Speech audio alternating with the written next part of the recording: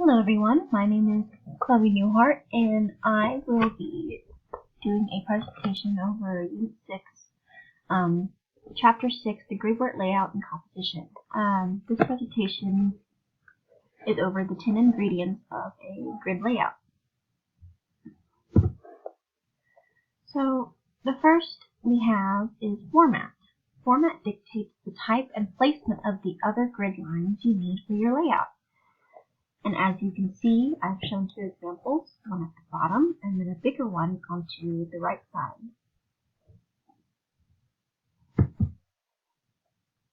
Next we have margins. Margin is the negative space between the format edge and the line / safe area. Below you can see two examples. The smaller one is a design that is used in the margin. Sometimes people will use designs in the margin to make it look prettier. And then on the right you see where the little purple line points to the margin. Next we have the live area. The live area serves as the safety fence inside the boundaries of your paper or screen. Any content falling outside may be cut off or disappear from view. And as you can see on the right, I've shown two examples.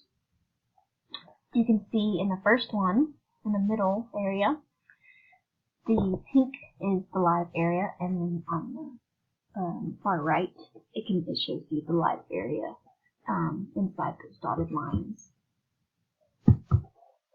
Next we have the action safe area. The action safe area is the rectangle area within the television frame. Usually this has more to do with movies and TV shows. But below I put two examples. The smaller one, you can see the action safe area is the red area. And inside that action area, a safe area is the title safe area. And on the right we have another example. The action safe area is the yellow. Next we have title safe area.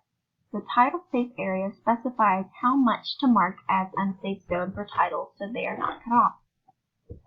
The title safe area is usually inside the action safe area. And I've shown two examples below. The smaller one showing you the title safe inside the action safe. And then the bigger one also showing you an example of the title safe area. Next we have trim line. The trim line represents the final dimensions of your artwork, and photographs must extend beyond the trim size to avoid narrow slivers of white at the edge once it's cut to size. And I've shown two examples. The one at the bottom and then the one at the far right.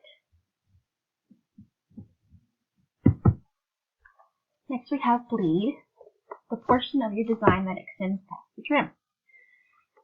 So as you can see on the left, I've shown you a little example. You can see the bleed, which is outside of the trim.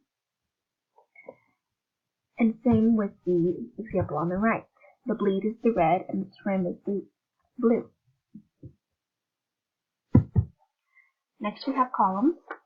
Columns are often referred to as 2 or 3 column grids.